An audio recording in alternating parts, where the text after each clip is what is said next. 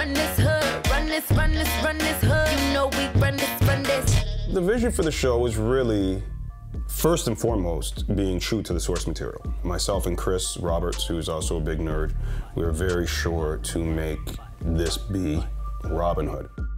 I'm always attracted to stories that give me a chance to engage with action and adventure and justice and righteousness in a way that Robin Hood is sort of perfect for. The times we live in right now are just filled with examples of the gap between the rich and the poor.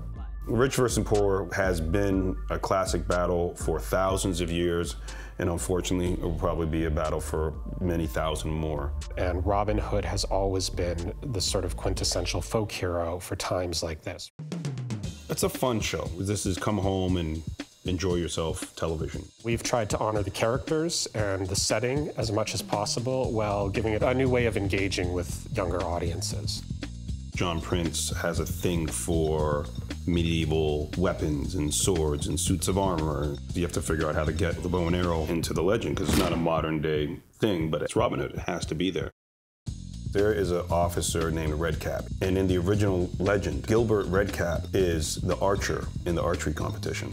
Any way we can translate the legend, even Robin's mask is a fox. Little John's mask is a bear.